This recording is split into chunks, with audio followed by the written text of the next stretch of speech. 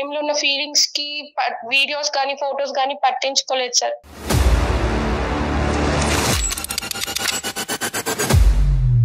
నీకేమైనా మెంటలా? బుర్ర పనిచేస్తుందా నీకు? వాటి గురించి మీకెందుకు మేడం? అది ఎప్పుడో నా దగ్గర ఉన్న పాత కేసులు. నువ్వు కూడా అండర్వేర్ అడ్వర్టైజ్మెంట్ లాగా నువ్వు కనిపిస్తున్నావు చండాలంగా అక్కడ. దగ్గర సుమారుగా 6 నెలల నుంచి సంవత్సరం పాటు కంటిన్యూస్ గా పగలనక రాత్రి అనక బ్లూ ఫిల్మ్లు తీసుకున్నారు మీ ఇద్దరు. చేతులు కాదు, మొత్తం అంతా బూడిదైపోయింది నీ జీవితం అంతా. ఇప్పుడు మాకెందుకు చేస్తావు? ఆంటీ అని అనాలి కదా, నువ్వు అక్క కూడా ఆంటీ అవుతావు. నువ్వు పక్కన పడకుండా ఫోటోలు వీడియోలు తీస్తున్నాడు అంటే కనుక ఎందుకు తీస్తున్నాడు అనేటటువంటి ఇంగితం జ్ఞానం ఉండాలి. నాకేమి అమ్మాయి ఫ్రీగా ఇవ్వలేదు సార్. ఆవిడకి ఏం కావాలో నేను అది ఇచ్చాను, నాకు ఏం కావాలో నేను తీసుకున్నాను అంతే.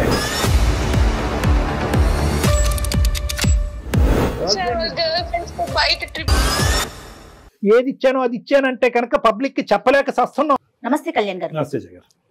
కళ్యాణ్ గారు, సుధా అని ఒక అమ్మాయి అండి మనకి మెయిల్ చేసింది కళ్యాణ్ గారు. నేను చూసాను, ఓకే చేద్దాము మాట్లాడదాం అనుకున్నా. అయితే ఒక 3-4 డేస్ బ్యాక్ మన ఆఫీస్కి వచ్చింది నన్ను కలవాలని. సంగీత నేను కలిసి కూర్చొని మాట్లాడాం. అమ్మాయి ఒక బాక్స్ ఇచ్చింది కళ్యాణ్ గారు. అది మీతో షోలో కూర్చున్నాకే రివీల్ చేయమని చెప్పింది నాకు. ఫస్ట్ ముందు బాక్స్ చూసేద్దాం. సంగీత బాక్స్ టీమా, ఈ బాక్స్ తనే తీసుకొచ్చింది కళ్యాణ్ గారు. ఒకసారి ఓపెన్ చేస్తారా? గట్టిగా వేసి ఇచ్చింది. మొత్తం అంతా ఫోటోగ్రాఫ్స్ ఉన్నాయమ్మా, చూడండి కళ్యాణ్ గారు ఒకసారి. ఓ మై గాడ్, ఇదేంటమ్మా ఇవన్నీ మనకెందుకు? ఏంటి ఇవన్నీ? ఒక్కసారి అసలు మీరు చూస్తేనే తెలుస్తుంది ఏంటిది పూర్తిగా. అంటే ఆ అమ్మాయికి సంబంధించిన కథ మొత్తం. ఏంటమ్మా ఇవన్నీ? ఇందులో ఉన్న అమ్మాయి మనకి ఈ బాక్స్ ఇచ్చిన అమ్మాయి ఒకటేనా? ఒకటేనండి. మన కళ్ళతో మనం చూడలేని చాలా భయంకరంగా ఉన్నాయి కళ్యాణ్ గారు. బా చిచి.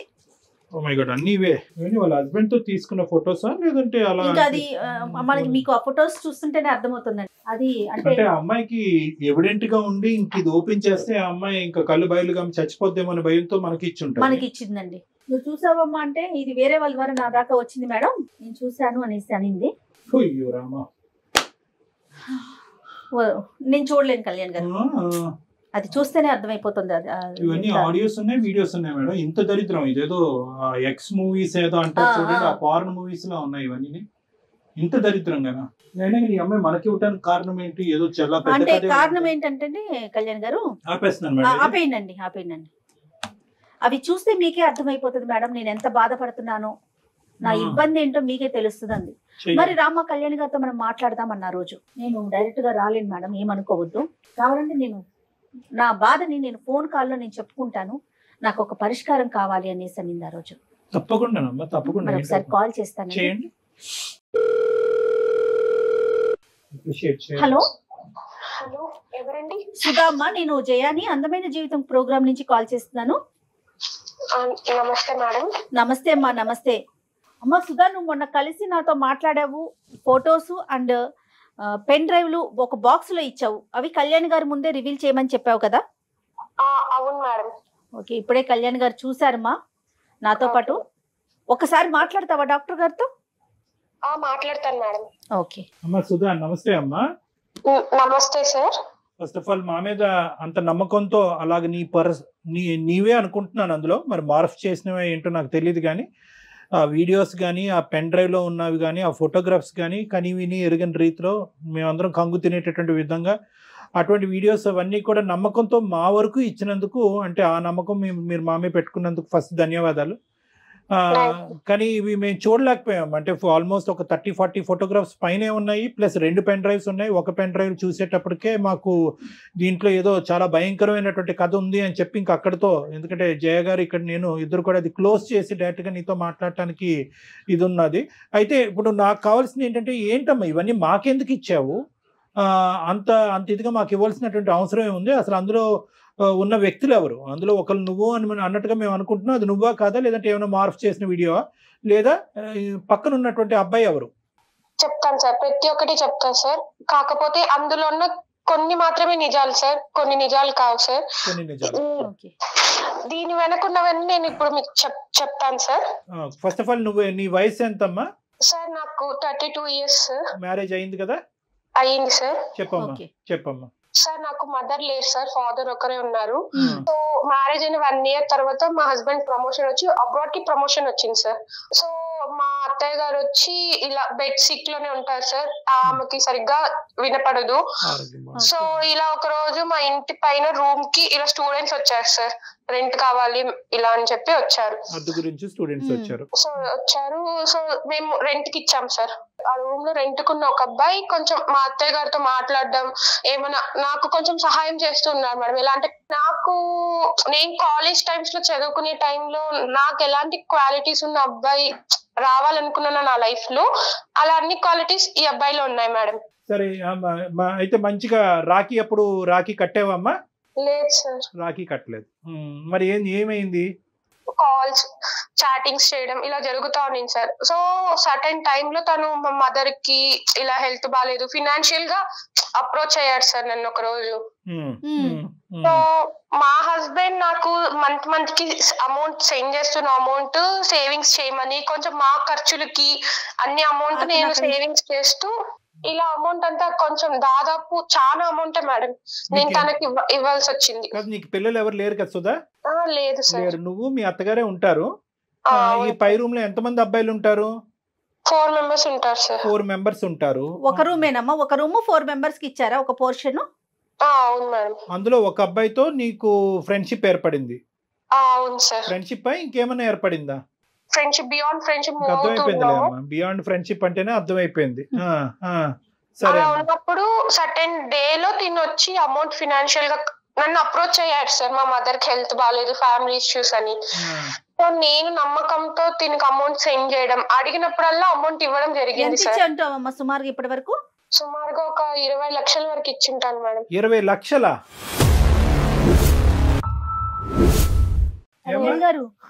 ఎంత టైంలో మిమ్మల్ని ఇచ్చేవి 20 లక్షలు? ఎంత సంపాదిస్తాడు మీ ఆయన? 20 లక్షలు నువ్వు ఇక్కడ సేవ్ చేసి ఇతనికి దారదత్తం చేయడానికి ఖర్చులకే చాలా వరకు అవుతుంది కదా అక్కడి నుంచి వచ్చేవి. అంటే అతను మంచి పొజిషన్ లోనే ఉన్నాడా మీ హస్బెండ్ అక్కడ? వాళ్ళు well settled family sir. Settle family. మొత్తం అంతా డబ్బు నీ చేతుల్లో పెట్టాడు ఒక నమ్మకంతో. సరే. ఆ పెద్ద ఆవిడ ఇంట్లోనే ఉంటది. ఆవిడకి ఏమైనా హాస్పిటల్ ఖర్చులు అవన్నీ ఉంటాయమ్మా మీ ఇంట్లో ఉండే మీ అత్తగారికి? అంటే ఒక 3 months కి 4 months కి హాస్పిటల్ చెకప్ ఉంటుంది అంతే సార్. బాగోగులన్నీ నువ్వే చూసుకుంటా ఉంటావు?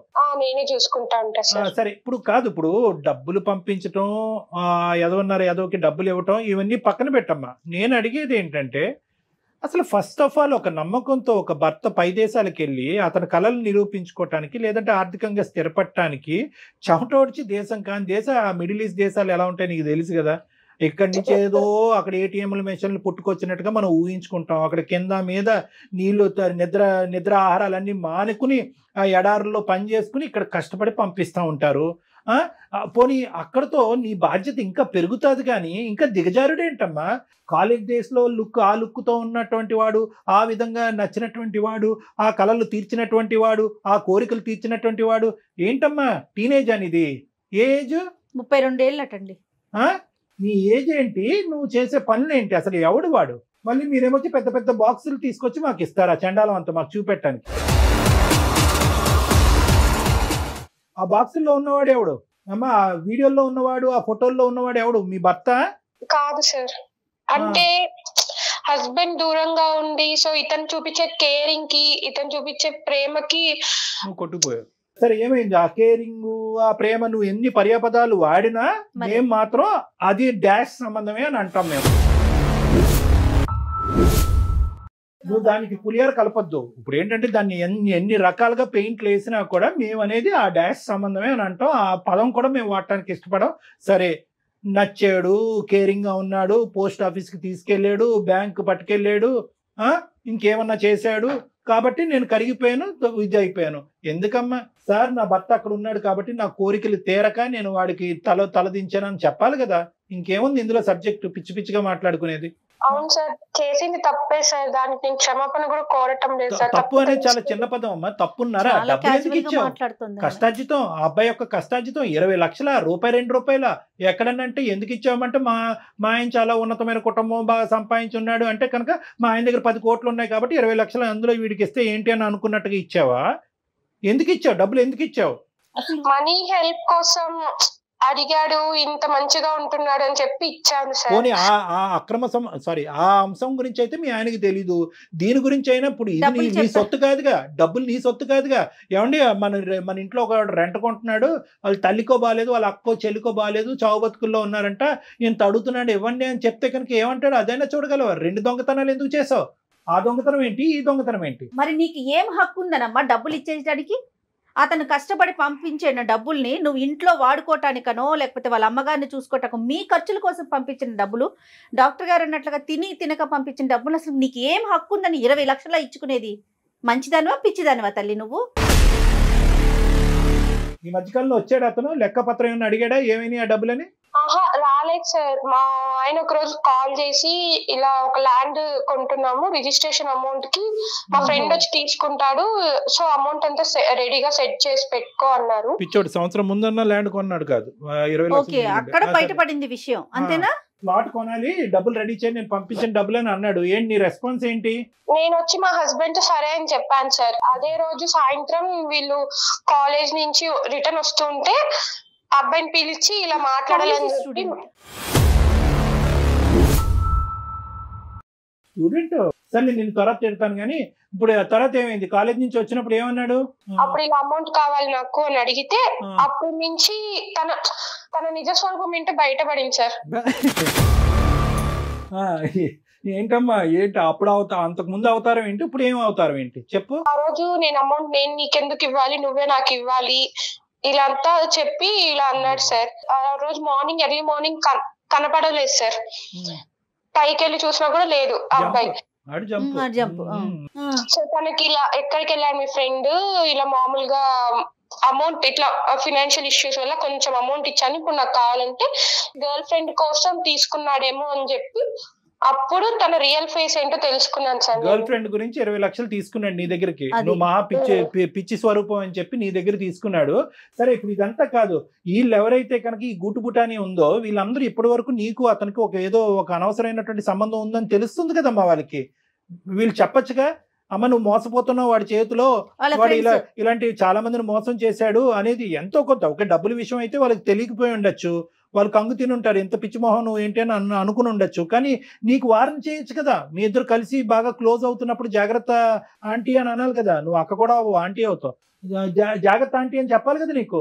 అది కూడా అడిగాను సార్ వాళ్ళని, మీకు ఇలా చెప్పాలన్న టైంలో వచ్చి మాకు ఏదో ఒకటి మందుకు డబ్బులు ఇవ్వడము, మాకు జల్సాలకి డబ్బులు ఇవ్వడము చేసేసేది, మాకు గర్ల్ ఫ్రెండ్స్ మేము బయటకు వెళ్ళడానికి ఇవ్వడం ఇలా చేస్తున్నారు. అందరూ దొంగనా కొడుకులే, అందరూ దొంగలే. అందరినీ మెడపట్టుకుని బయటకు గెంటలేకపోయావు, ఇంకా అక్కడే ఉన్నారు వాళ్ళు. ఈ ఇష్యూ అయితే ఎప్పటి నుంచి స్టార్ట్ అయిందో ఒక్కొక్కరు వెకేట్ చేసేసారు సార్. పెద్ద ఆవిడకి ఏదన్నా జరుగుంటే కనుక ఎమర్జెన్సీకి హాస్పిటల్ తీసుకెళ్తే అక్కడి నుంచి మీ ఆయన ఫోన్ చేసి మా అమ్మను కాపాడటానికి బ్యాంకులో ఉన్నటువంటి ఆ డబ్బులు తీసుకెళ్లి హాస్పిటల్ కట్టంటే ఏం చేసి ఉండేదానివి? ఇది ఆలోచించరే మీరు? కామ కక్కుర్తి అంటారు దీన్ని, ఇంకేమనరమ్మా. కామంతో కళ్ళు మూసుకోవటం అంట, ఆడి నిజస్వరూపం తెలియటం, ఇవన్నీ ఏం కాదు. ఇది కళ్ళు మూసుకుపోయినాయి అంతే. ఆ బాక్స్ లో ఉన్నవాడు ఎవడు? వాడేనా? వాడే సార్. ఆ వీడియోలోని అదిని దాంట్లో సగం వరకే సార్ చాటింగ్స్, మేము ఎప్పుడైనా బయటకు వెళ్ళినప్పుడు తీసుకున్న ఫోటోస్, వీడియో కాల్స్ మాట్లాడింది. మిగతా అంతా మార్ఫింగ్ చేసి యూస్ చేసి చేసిన ఫోటోస్ వీడియోస్ సార్. సరే ఏమన్నా 1% కరెక్టే కదా, అందులో 1% అయినా కూడా అందులో ఒరిజినాలిటీ ఉందిగా. ఇప్పుడు ఈ ఫోటోస్ ఇవన్నీ నీకు ఎక్కడి నుంచి వచ్చాయి? నేను ఇలా అమౌంట్ కోసం కాల్స్ చేస్తూ ఇలా కంప్లైంట్ ఇస్తాను అని చెప్పినప్పటి నుంచి నాకు ఇట్లా ఫొటోస్ పంపించడము, ఇలా బెదిరించడం, వేరే వాళ్ళ దగ్గర కాల్స్ చేసి. అందుకే మేడం మీరు ఫోన్ చేసినప్పుడు కూడా నేను వేరే వాళ్ళ నుంచి ఫోన్ చేపించాడేమో అని భయపడ్డాను. అలా కదమ్మా, ఓకే కాదు, ఏంటి ఇప్పుడు ఆడు బెదిరిస్తున్నాడా? ఇంతటితో అవలే కదా, ఏమవుతుంది? ఇంకా ఎక్కడికో పోయి ఇంకా నిన్ను డిమాండ్ చేస్తున్నాడా డబ్బులు? అంటే తనకు ఎప్పుడైతే నా నుంచి డబ్బులు అవసరమో అప్పుడు ఈ ఫొటోస్ వీడియోస్ పెడతాను, యూట్యూబ్ లో పెడతాను, ఇన్స్టాగ్రామ్ లో అదే స్టోరీ పెడతాను, ఇట్లంతా చెప్తూ బెదిరిస్తున్నాడు. శాంపుల్ అన్నమాట, వాడి దగ్గర నాకు ఇన్ని ఆధారాలు ఉన్నాయని చెప్పి శాంపుల్. అమ్మ ఈ వీడియోస్ అవి చూస్తుంటే అందులో చాలా వరకు నిజమైనటువంటి వీడియోస్, ఇద్దరు వాలంటరీగా తీసుకున్నటువంటి వీడియోస్ లో ఉన్నాయమ్మా. బెడ్రూమ్ లో వీడియోస్ అయితే మాత్రం అక్కడ ఏం ఫోర్స్ఫుల్ గా తీసుకున్నట్లేదు కదమ్మా. ఇదేం మీ పైత్యం అమ్మ నీకు? వాడేదో వీడియోలు తీసుకున్నాడు, నువ్వెందుకు తీనిచ్చావు వీడియోలు? వాళ్ళ చెల్లికో అక్కో తీమని లేకపోయా, ఏంటి తప్పు కదా అది? నువ్వెందుకు అంత వాలంటరీ అంత ఫ్రీడమ్ ఇచ్చావు? నీకేమైనా బుర్ర ఉందా అమ్మా? నీకేమైనా మెంటలా? బుర్ర పనిచేస్తుందా నీకు? ఏ ఊర్లో ఉంటావు? అక్కడ దగ్గరలో పిచ్చి ఆసుపత్రి ఎక్కడుందో చెప్తా నీకు. అసలు చేసేదే ఏదో పని, మళ్ళీ దాన్ని ఒక ఫోటోలు తీసుకోవటం, వీడియోలు తీసుకోవటం కాదమ్మా. ఇప్పుడు చేతులు ఒళ్ళు అంతా కాలిపోయింది. చాలా సామెత ఏంటంటే చేతులు కాలేక ఆకులు పట్టుకోవటం ఏంటంటారు. ఇక్కడ నీ చేతులు కాదు, మొత్తం అంతా బూడిదైపోయింది నీ జీవితం అంతా. ఇప్పుడు మాకెందుకు చేసావు? ఏం చేయాలి మేము ఇప్పుడు? ఆ సీడీలు వీడియోలు మాకెందుకు? వెంటనే వచ్చి పట్టుకెళ్ళిపో. ఆ టైంలో ఉన్న ఫీలింగ్స్ కి వీడియోస్ కానీ ఫొటోస్ కానీ పట్టించుకోలేదు సార్. మీ నుంచి నాకు కొంచెం న్యాయం జరుగుతుంది అని చెప్పి. అసలు అందమైన జీవితం ప్రోగ్రామ్ అంటే అసలు వీళ్ళందరూ ఏమనుకుంటున్నారండి? నాకు అసలు ఈ డౌట్ వస్తుంది. ఈ అమ్మాయి ఫొటోస్ పెన్ డ్రైవ్లు పంపించినప్పుడు సరేలే ఏముందో ఓపెన్ చేయొద్దండి నన్ను. సరేలే ఏముంది అనుకున్నా. అమ్మ మీరు చేసే ప్రతి ఎదవ పనికి పంచాయతీ చేయటకున్నాము ఇక్కడ డాక్టర్ గారు. నేను ఏదైనా ఫ్యామిలీకి సంబంధించిన సమస్యలు ఉన్నప్పుడు మాట్లాడి పరిష్కరించి కలపటానికి ఉన్నామమ్మా. సుధా, వాడు ఒకటి నేను చెప్తాను, జాగ్రత్తగా వినమ్మా. ఇక్కడ ఏంటంటే వాడు క్రిమినలే, వాడు దొంగ డాష్ గాడు. ఇదంతా ఎన్ని బూతులన్నా వాడిని తిట్టచ్చు, వాడికి ఎంత క్రిమినల్ చరిత్ర ఉంది అనేటటువంటిది కూడా మేము కనుక్కుంటాము. కానీ ఇక్కడ ఏంటంటే నిజంగా ఈ రోజు డబ్బులు అవసరం అనేటటువంటిది మీ ఆయన వేలెత్తి చూపెట్టకపోతే నువ్వు మా దగ్గరకు వచ్చి ఉండేదానివా? లేదు సార్. వాడు పెద్ద పోకిరిగాడు. మొత్తం ఉన్న నలుగురికి అందరికీ తెలుసు వాడు ఎంత పోకిరిగాడు. డబ్బులు అనేది సెకండరీ ఇష్యూ, బ్లాక్ మెయిల్ అనేది అలాంటి వాడు నీతో పాటు వీడియోలు నువ్వు పక్కన పడుకుండగా ఫోటోలు వీడియోలు తీస్తున్నాడు అంటే కనుక ఎందుకు తీస్తున్నాడు అనేటటువంటి ఇంగితం జ్ఞానం ఉండాలి. దగ్గర సుమారుగా 6 నెలల నుంచి సంవత్సరం పాటు కంటిన్యూస్ గా పగలనక రాత్రి అనక బ్లూ ఫిల్మ్లు తీసుకున్నారు మీ ఇద్దరు. బ్లూ ఫిల్మ్లు తీసుకున్నారు. ఇంకేం చెప్పాలమ్మా దీని గురించి మాట్లాడేది? ఏ విధంగా నీకు న్యాయం చేయాలి నువ్వు తవ్వుకున్నటువంటి గొయ్యిలో? ప్లీజ్ సార్, టెన్షన్ అవుతుంది సార్. మనీ ఎలాగైనా ఆ ఫోటోస్ వీడియోస్ తన దగ్గర నుంచి లేకుండా ఎలాగైనా మనీ ఇప్పించండి సార్. ఈ విషయం మాత్రం మా హస్బెండ్ కి తెలియకూడదు సార్. Please sir. నీకు ఎన్ని న్యాయాలు చేయాలి చూడు. మనీ ఇప్పించాలి, ఫోటోలు వెనక్కి తిరిగించాలి, కానీ నీ పోగొట్టుకున్నటువంటి ఒక పవిత్రమైనటువంటి శీలం ఏదైతే ఉందో చూడు, నీ భర్తకు సంబంధించినటువంటి ఒక ముఖ్యమైనటువంటి అంశం, ఇవన్నీ ఇప్పించాలి. ఫైనల్ గా నీ భర్తకి చెప్పాలా వద్దా అది కూడా చెప్పు. ప్లీజ్ సార్, నన్ను మీరు తిట్టండి కొట్టండి సార్, కానీ మా హస్బెండ్ కి మాత్రం తెలియకూడదు సార్. ఇదే న్యాయం అమ్మా. అది మేము ఒక నీతిగా చేసేటటువంటి కార్యక్రమంలో అతనికి ఎందుకు చెప్పకుండా ఉండాలి? వద్దు సార్, ప్లీజ్ సార్. నా పైన ఉన్న నమ్మకం పోతుంది సార్ తనకి. సరే, ఇప్పుడు ఏం చేద్దామంటే ఫస్ట్ మీ ఆయనకి చెప్పాలా లేదా అనేది తర్వాత అంశం. అది కొద్ది మనం పర్సనల్ గా కూర్చుని మాట్లాడుకునే అంశము. ఇదేంటి ఇప్పుడు ఏం చేయాలి? ఇప్పుడు దేనికి? ఒకసారి మీరు ఆ అబ్బాయితో మాట్లాడండి సార్. వాడితో మాట్లాడాలి. నువ్వు ఫోన్ కలుపుతావా? కలుపుతాను సార్. సరే, ఫోన్ కలిపి ఇమీడియట్ గా మేము ఎవరు అనేది రివీల్ చేయొద్దు. మేము సీక్రెట్ గా లైన్ లో కాన్ఫరెన్స్ లో ఉంటాము. అసలు వాడి నిజస్వరూపం ఏంటో, అసలు నీతో ఏ స్టైల్లో మాట్లాడుతున్నాడో విందాం. అసలు నువ్వు చెప్పేది నిజమా, వాడు చెప్పేది అన్న, అది మాకు కూడా తెలియాలి. కాబట్టి అసలు మేము ఉన్నాం అనేది చెప్పకూడదు. Okay madam. అతని పేరేంటి? సాయి సార్. సాయి. మళ్ళీ ఇవే పేర్లు పెట్టుకుంటారు వీళ్ళు, దరిద్రం అంతా. పెట్టేయమ్మా. आप जिस व्यक्ति से बात कर रहे हैं उसने आपकी कॉल को होल्ड पर रखा है, कृपया लाइन पर. హలో చెప్పాలి. ఎందుకు ఫోన్ చేసావు చెప్పు. ఒక 4-5 months లో వస్తారంట. అమౌంట్ ఎప్పుడు ఇస్తావు? ఇప్పుడు అదంతా కాదు కానీ ఒక 50,000 అంటే కొట్టి తర్వాత చూసుకుందాం. ఇంకా ఎన్ని లక్షలు, ఇంకా ఎన్ని వేలు లక్షలు నేను నీకు పంపించాలి? అవన్నీ కాదు, నువ్వు మీ మదర్ కి హెల్త్ బాగాలేదని చెప్పి తీసుకున్నావు. ఇప్పుడు నేను కష్టమైన పరిస్థితిలో ఉన్నప్పుడు నువ్వు నాకు హెల్ప్ చేయాలి కదా. ఇప్పుడు అదంతా స్టోరీ వద్దు కానీ ఒక 50,000 అంటే పంపుతారో చూద్దాం. అలా కాదు, ఏ రోజైనా నేను నిన్ను ఇంత అడుగుతున్నావు ఎందుకు ఏమి అని అడిగానా? నువ్వు ఎంత అడిగితే అంత అమౌంట్ ఇచ్చాను. కొంత అమౌంట్ అకౌంట్ కి సెండ్ చేశా, కొంత అమౌంట్ చేతులకి ఇచ్చాను. నువ్వు నాకేం కదా, కనీసం రెంట్ కూడా తీసుకోలేదు కదా మీ దగ్గర నుంచి. నేను నువ్వు నాకేం ఊరికి ఇవ్వలేదు కదా. ఊరికైనా ఇవ్వకపోయినా ఇప్పుడు నేనున్న పరిస్థితిలో ఇంకా మా హస్బెండ్ వస్తాడు అనే టైంలో నువ్వు నాకు హెల్ప్ చేయకుండా ఉంటే ఎలాగ? అంతే కాదు, 50,000 కొడుతున్నావా కొట్టవా? ఇప్పుడు ఏంటి సాయి, నాకు హెల్ప్ చేస్తావా చేయవా? నేను నీకు డబ్బులు ఇవ్వను, నాకు 50,000 కొడతావా కొట్టవా అది చెప్పు నాకు.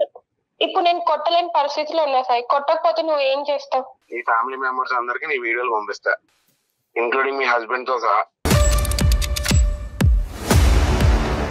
ప్రతిదీ నా దగ్గర ఎవిడెన్స్ ఉంది, మన ఇద్దరం దిగిన ఫొటోస్ ఉన్నాయి, వీడియోస్ ఉన్నాయి, మన ఇద్దరం ఫిజికల్ గా కలిసిన వీడియోస్ కూడా నా దగ్గర ఉన్నాయి. ఒక రీల్ పంపించానంటే చాలు, అవసరం లేదు, ఇంకా ఆయన వదిలేసిపోతాడు. ఇంకా ఇప్పుడు నేను ఎంత తప్పు చేశానో అందులో నువ్వు కూడా అంత తప్పు చేసావు కదా సార్. ఇప్పుడు ఈచ్ అండ్ ఎవ్రీథింగ్ నా దగ్గర ఉంది కదా, నేను ఎందుకు మంగత్తల్లి నేను తప్పు చేయడం కాదు, నువ్వు తప్పు చేసావు. నాకు పెళ్లి అవ్వలేదు, ఒక పెళ్లి అవ్వలేని కుర్రని అట్రాక్ట్ చేసింది నువ్వు, నేను కాదు తప్పు చేసింది. అట్రాక్ట్ చేయడం నీ తప్పు, అట్రాక్ట్ అవడం నా తప్పు కాదు. చెప్పు సాయి, ఇప్పుడు ఏం చేయమంటావు?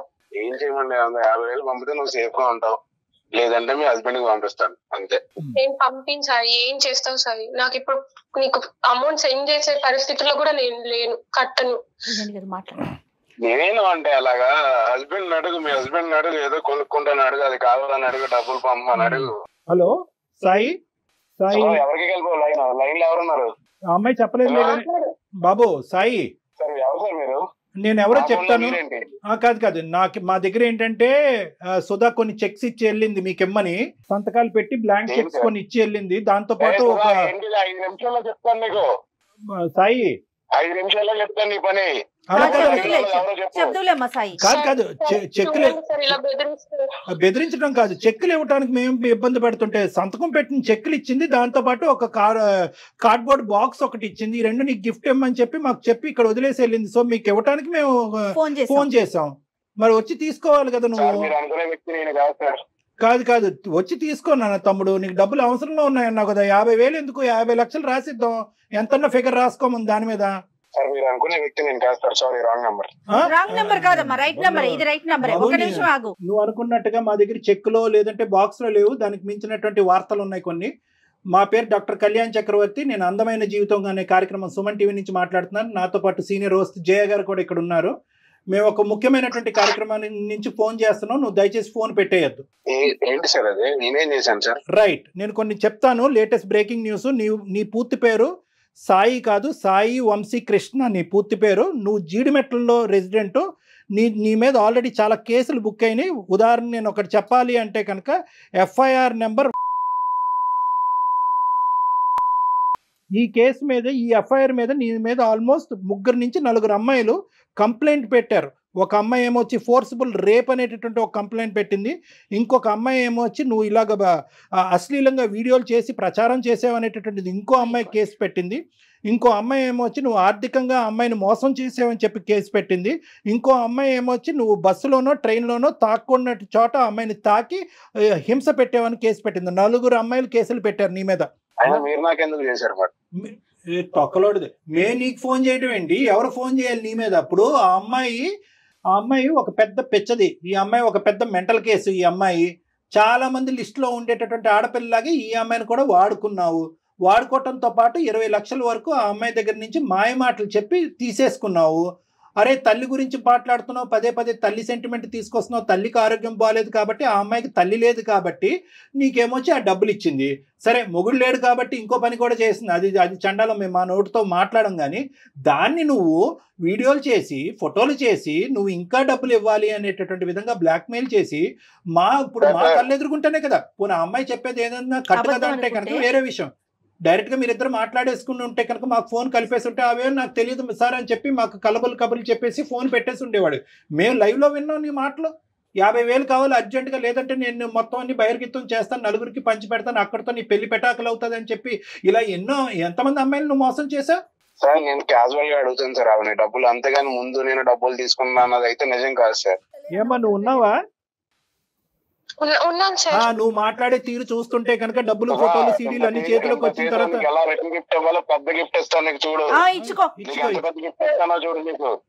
సార్ చూడండి సార్, ఇలా బెదిరిస్తుంటే ఏం చూసేదమ్మా ఇక్కడ ఎవరిచ్చారో ఆడిక బలం? ఎవరు పోసాడు ఆడు బండిలో పెట్రోల్? నువ్వు కదా. ఆడు ఏమా స్పీడ్ గా పోతున్నాడు ఆ బండి మీద, ఆడికి ఏం కళ్ళు కనిపించట్లేదు. నువ్వు 10, 18, 20 కంప్లైంట్ చేసినటువంటి 4 కంప్లైంట్ చేయనటువంటి బాధితులు ఎంతమంది ఉన్నారు? ఈ ప్రోగ్రామ్ చూసి ఆడపిల్లలందరూ ముందుకు రండి. అది కూడా నాకు సంబంధం లేదు సార్. ఏమీ సంబంధం లేదు.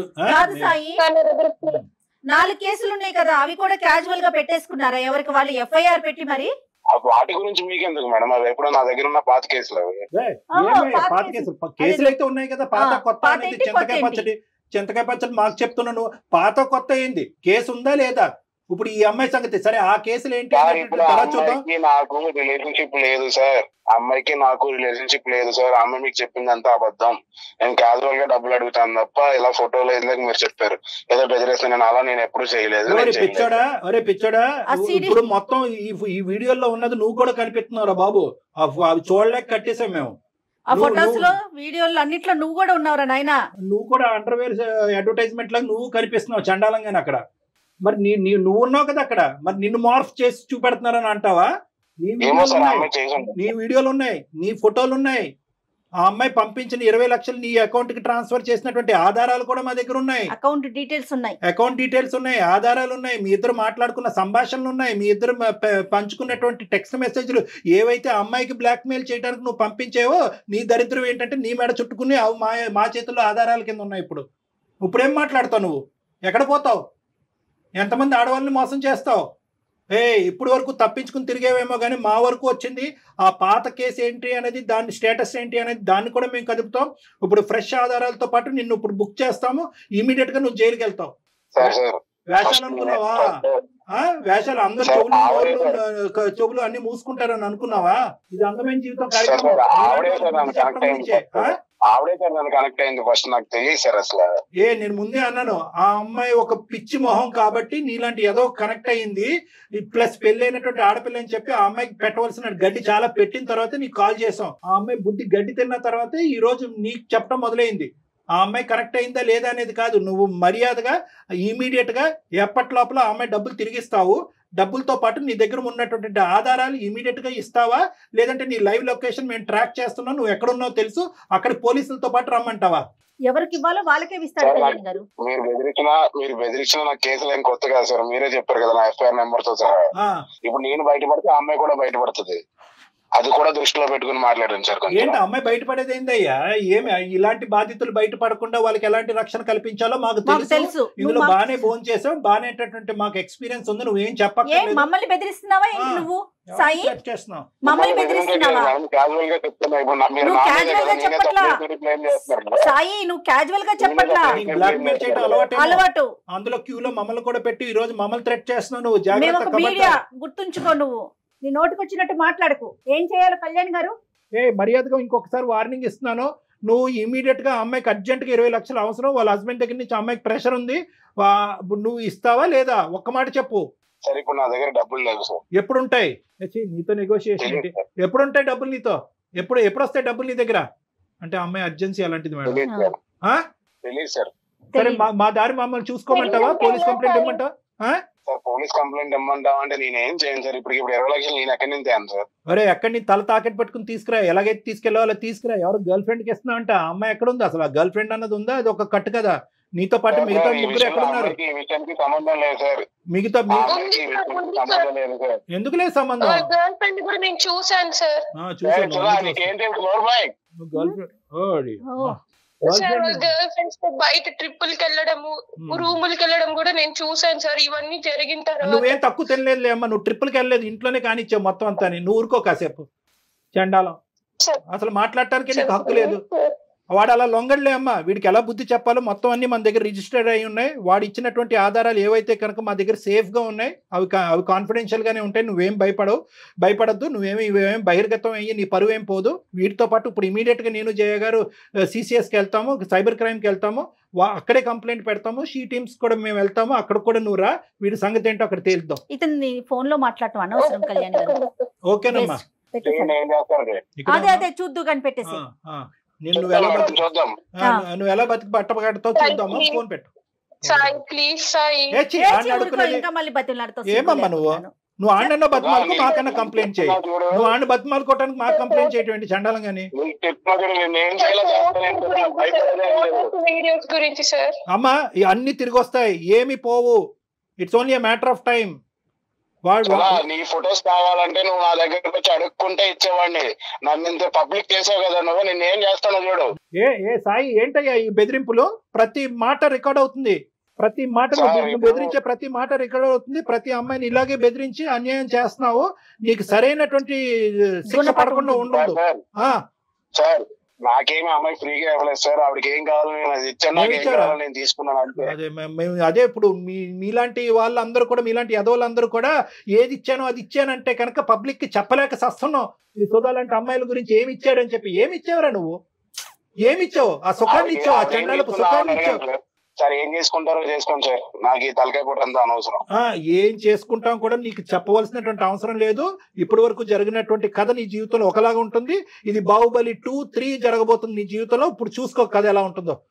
ఫోన్ పెట్టేసి చేస్తాం, అన్ని చేస్తాం. అమ్మా సుధా చెప్పండి సార్. ఇప్పుడు ఏడ్చి కూడా వేస్తూ ఇప్పుడు బయటికి రావాలి. నువ్వు నూతులో కప్పలాగా దాక్కోవటం కాదు, బయటికి రా. ఆ ఎవిడెన్స్లు అన్ని మన దగ్గర ఉన్నాయి. మొత్తం ప్రాసెస్ అంతా కూడా ఈ కాల్ అయిన తర్వాత చెప్తాము. సైబర్కి వెళ్దాము, సైబర్ క్రైమ్కి వెళ్దాము, షీ టీమ్స్ కూడా వెళ్ళాలి.